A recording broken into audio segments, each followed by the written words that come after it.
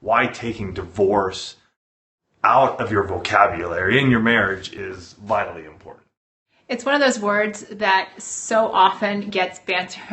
I say that one too often. All right. We're going to talk about why that's dangerous to your marriage. The word divorce anymore it's almost like it's so commonplace in terms of people's vocabulary. It's thrown around quite a bit. And that, here's what happens. When you throw it around, one is it becomes a much more comfortable concept for you to start thinking about, right? Because if you're like, well, we'll just get divorced, or, well, I'm going to divorce you, or I'm going to take the kids and we're going to get divorced. I get frustrated. Okay, yeah. Fine is another one. We'll cover fine cover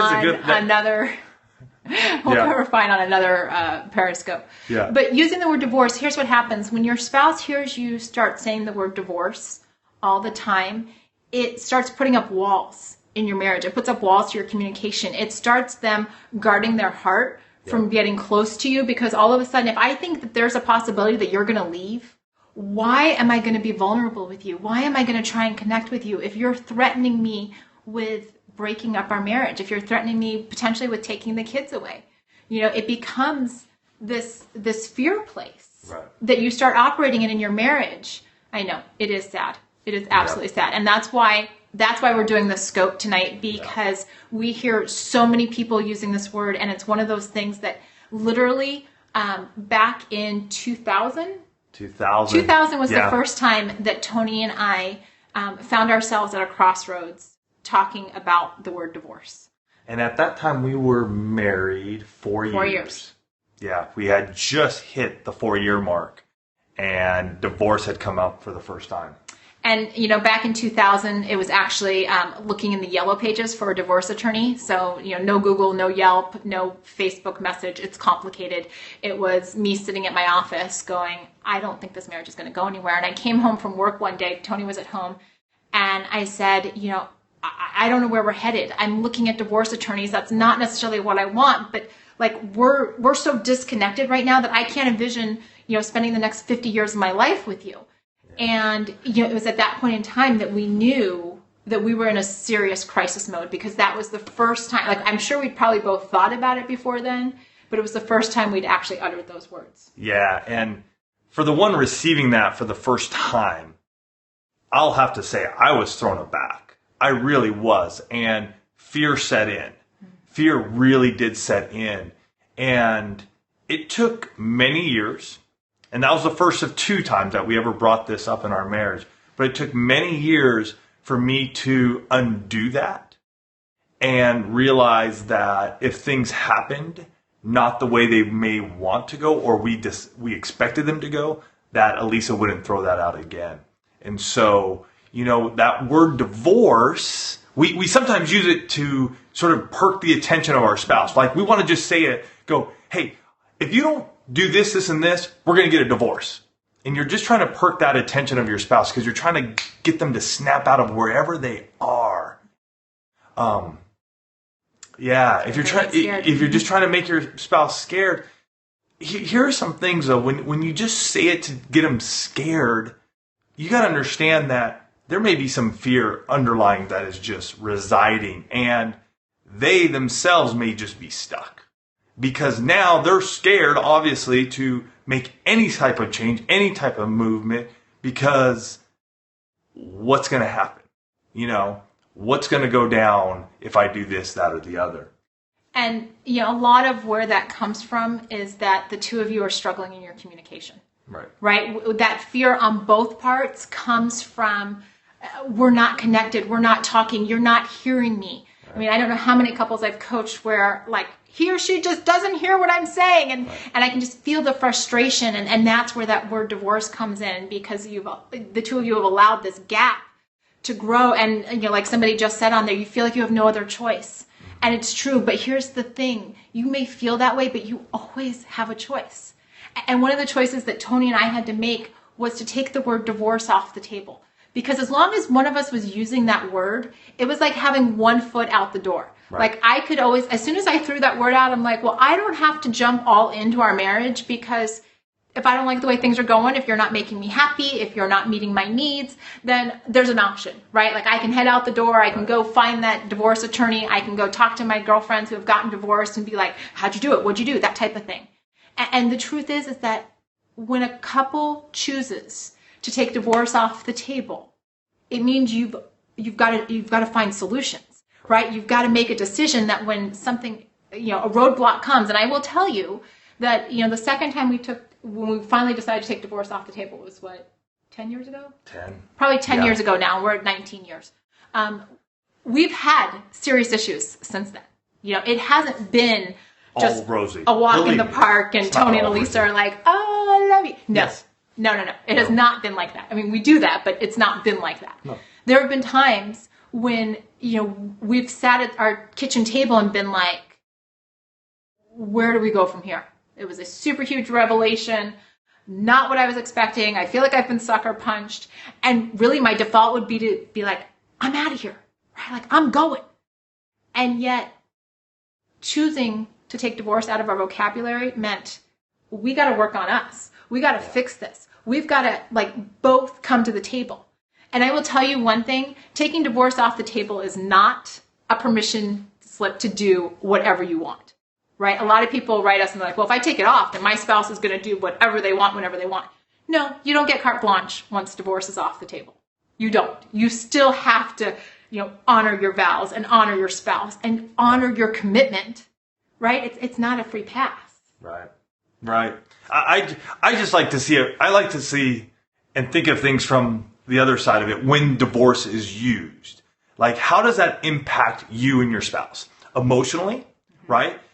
You may start feeling bitter, angry, frustrated. That's why that word's coming up. Your spouse, on the other hand, I've already brought up, fearful, scared, withdrawn. That's your emotional intimacy. From a physical intimacy side of things, physically, you're saying, I want to get divorced, or I'm going to throw out that divorce word. So how does that make you connect with your spouse physically? Do you really want to hold their hand? Do you really want to hug them? Do you want to kiss them?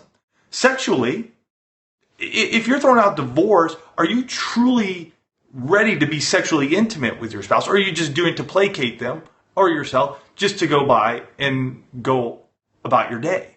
Elisa and I here at One Extraordinary Marriage believe that you can have extraordinary marriages. One of the things you have to do, though, is take that word divorce off the table. Because with it on the table, like Elisa already said, is there's many things that you can do. You can feel like you're out the door. You could go, you got one foot out.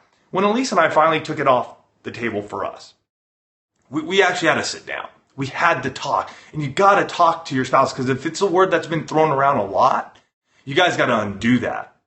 You got to write it down. You may have to say, hey, we're going to choose from this day forth. Instead of using that word divorce, we're going to go and use the emotion. Oh, thanks. Hey, eventually wives and husbands come on board. Just keep sharing it. Keep sharing it. Keep sharing a show that may touch them. When you get to that point where it's off the table, and like I said, you have to start using a different word. So if you Google online, you can look like emotional feeling. Right. And I think the big part of it is that you've got to come up with what's the alternative. Right. It's expressing your feelings, but it's also identifying in your relationship where the disconnect is happening. Right. Is your communication on the West Coast and the East Coast, and you haven't figured out how to get in the middle? Is it that you aren't spending time together? I mean, that's the reason a lot of people start to seek out divorce, because they feel neglected. 19 years. We just celebrated 19 years. That's how long we've been married as of October 5th. Yeah. A lot of couples, emotional disconnect, no communication. They're not spending time together. They're not sexually intimate. I mean, all of these are connection pieces. Thank you. Thanks. It's been an interesting 19 years, and we look forward to the next 19.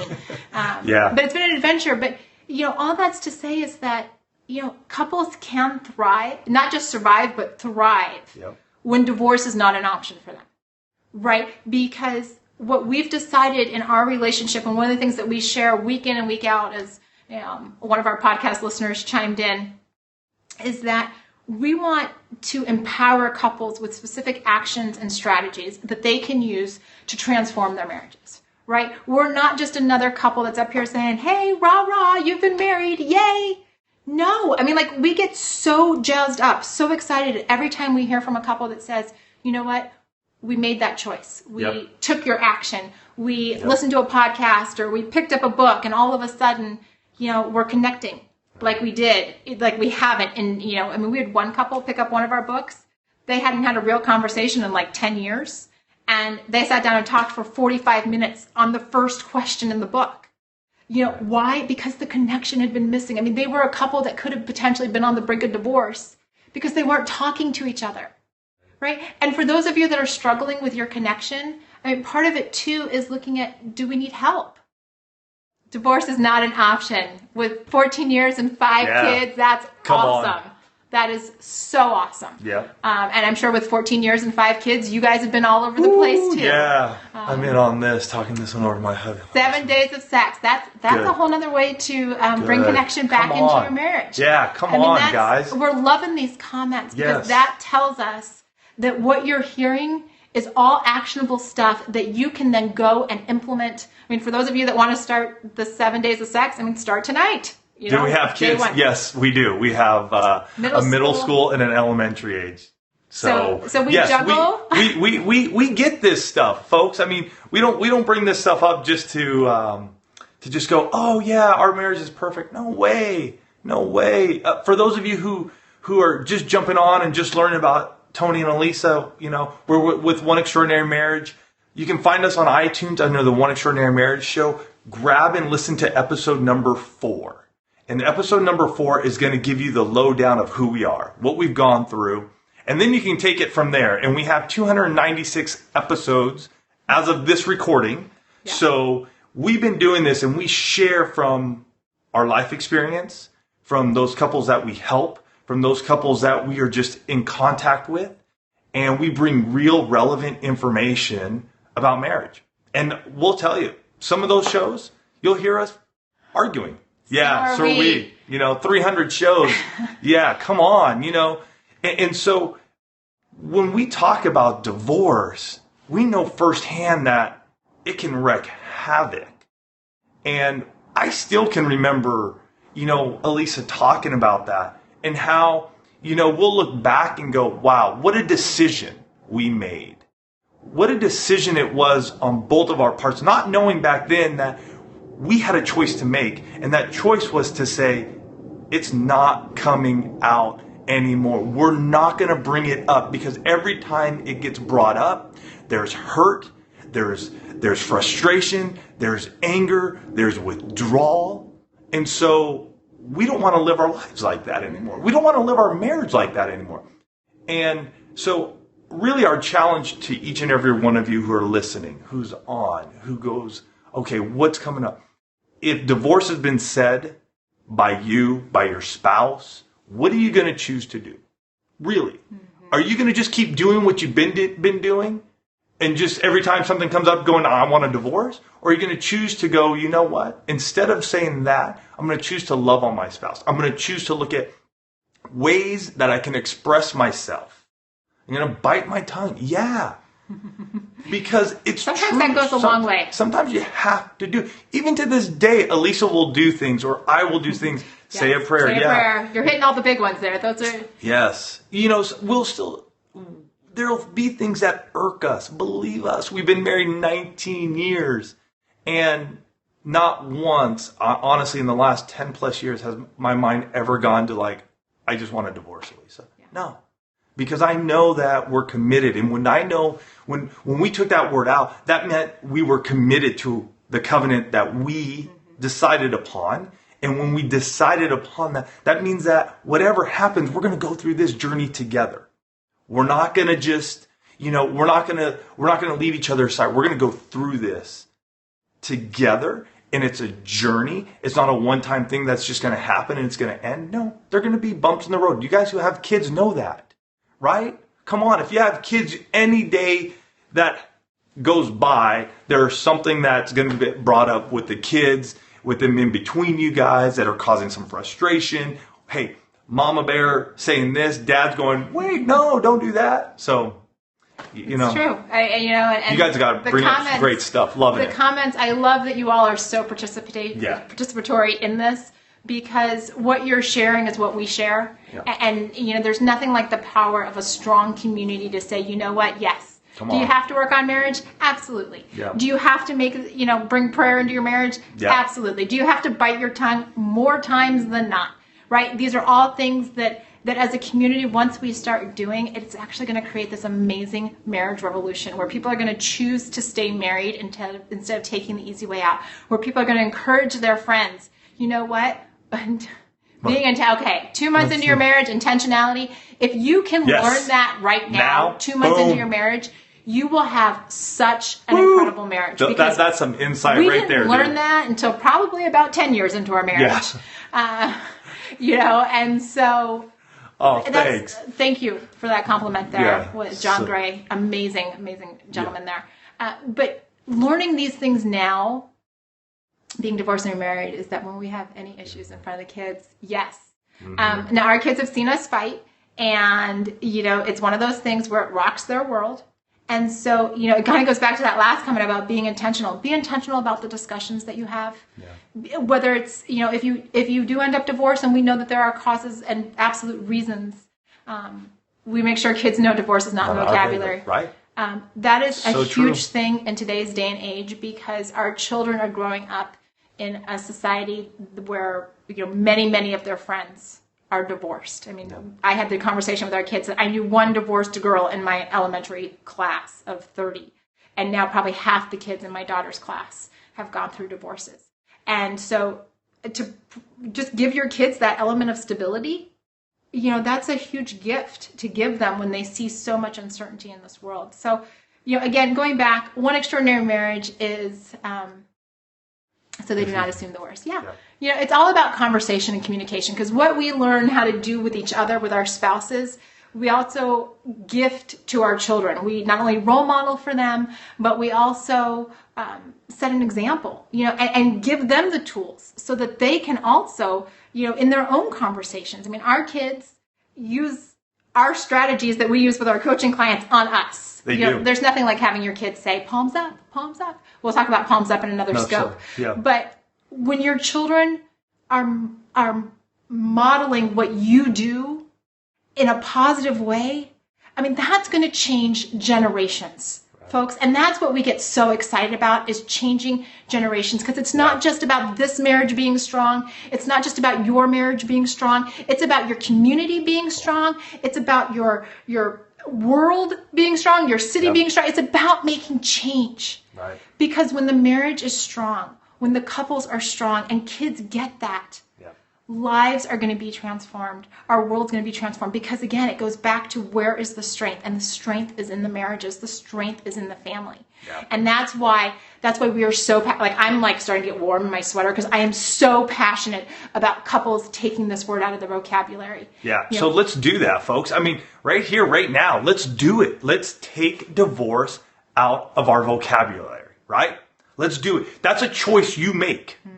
We've already said that. It's a choice you make. So are you willing to move forward? And it has to be a conversation with your spouse sometimes. Right? I mean, you may say it in your head going, hey, you know what? I'm ready to take divorce off the table. And then 3 days from now, your spouse may throw it back at you. And you're like, whoa, what just happened? I took it off the table. You got to have that conversation with your spouse. They don't have ESP. Yeah. Believe me, Elise and I have been at this for 19 years. We don't have ESP. I can't read her mind. She can't read mine. So, get out there. Talk to your spouse. Let them know why you're taking it off the table. Let them know. If you've said it over and over again, say, you know what? It's done. Mm-hmm. I'm done using this word. Because you know why? Because every time I say it, it hurts me. It's hurting you. It's destroying our marriage. We're not connecting emotionally anymore. We're not connecting physically anymore. We're not connecting sexually anymore. This isn't what we want. Right? There were those days. And I'm sure many of you remember them. If you could just sit back and just step back for a moment and just go, there was a day when you looked at your spouse in the eyes and you said, I do. Mm-hmm. And there was a lot of good times right there. Mm-hmm. I bet you there were good times before that and after that. But you know what? You can rekindle that by just taking this word off and out of your vocabulary, because it builds the trust in your marriage again. It builds the confidence in your spouse again to be able to go, hey, I messed up. I did something that I didn't mean to do, but I know you're not walking out on me. I know you're not going to leave me because I screwed up. I've screwed up. I'll be the first to raise my hand. Folks, I'll tell you, I had an 18-year addiction to pornography. 18-year addiction to pornography. I told Elisa when our son, our oldest, was just about 1. 2. Mm-hmm. He was 2. And by that time, we'd already taken the word divorce off the table. Better believe it, man, I was scared to bring that up to her. Better believe it, I was not sure what was going to happen. I did know this, though. I did know that divorce was off the table, and Elisa would be right there by my side, working with me, helping me overcome. Yeah, praise God for that. Yes, that is a God moment in my life for sure. Thank you. But I knew she wasn't going to just walk out on me and say, I want a divorce. We had to rebuild trust. Yeah. We had to rebuild connection. Yeah. But I'm glad we did, because 9 years later, so 19 years now, Elisa and I have a connection that we've never had before. We have a deeper level of sexual intimacy. We have a deeper level of communication. We have a deeper level of just our life. Yeah. So I saw a lot of you post on here Thanks. that you are committed to doing this. So that's your action step this week. Yeah. Having that conversation and taking that word out of your vocabulary. And for those of you that have been showing the love on this scope, we are so excited. Thank you. Share this with your friends, because you all know somebody, some couple who needs to take this word out of their vocabulary, and they might just need to hear the message from somebody else. So Right this on, week, Married and share Young. this. Love you guys. Or today, share this, because obviously it's only up on Miss Periscope Kayla, for come 24 on. hours. Praise God for confirmation. And That's for right. those of you that Come on. haven't ever connected with us before, check us out at oneextraordinarymarriage.com, because we are committed to making your marriage better. Yep. See you next time. Yep. Love you guys.